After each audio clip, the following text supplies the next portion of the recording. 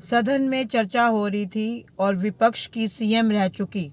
आतिशी जी ने बहुत ही गलत बयान दिए, जहां हमारे गुरु तेग बहादुर जी की शहादत के ऊपर चर्चा हो रही थी।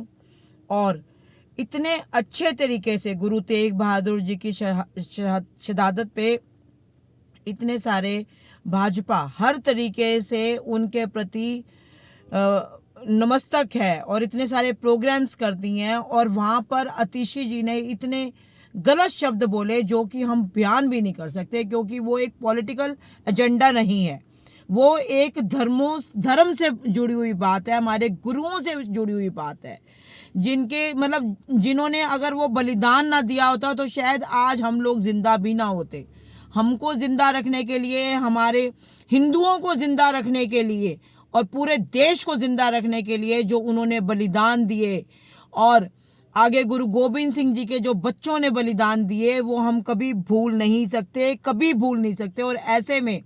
राजनीति, और वो भी इतनी ओछी राजनीति आप कर रहे हो कि आपको कोई टॉपिक नहीं मिल रहा, तो आप गुरुओं के ऊपर भी आप नाराज हो रहे हो और इतनी गंदी भाषा का प्रयोग कर रहे हो। और उधर पॉल्यूशन के ऊपर डिस्कशन हो रही थी, पॉल्यूशन की डिस्कशन से आप बच नहीं सकते। 11 साल से जो आपने दिल्ली को गैस चैम्बर बनाया है, वो भाजपा के कुछ महीनों के आने के बाद एकदम तो ठीक हो नहीं जाएगा। भाजपा अपनी भरसक प्रयत्न कर रही है उस पॉल्यूशन को ठीक करने के लिए,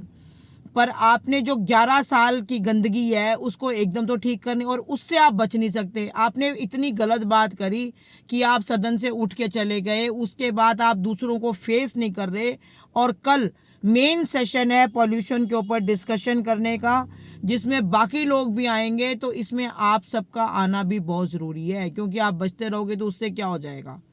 और मैंने तो सुना है कि शायद आप गोवा भी चले गए हो। तो आतिशी जी का ये इस तरह का बयान हम बिल्कुल बर्दाश्त नहीं करेंगे, और किसी भी लेवल में हम अपने गुरुओं की तौहीन नहीं होने देंगे। हम यहाँ पे बैठे हुए हैं, तो यहाँ पे किसी की इतनी हिम्मत नहीं होनी चाहिए कि हमारे वो गुरु जिन्होंने हमारे देश की खातिर, हमारी कौम की खातिर, सिर्फ हमारी कौम नहीं बाकी कौम की खातिर भी अपना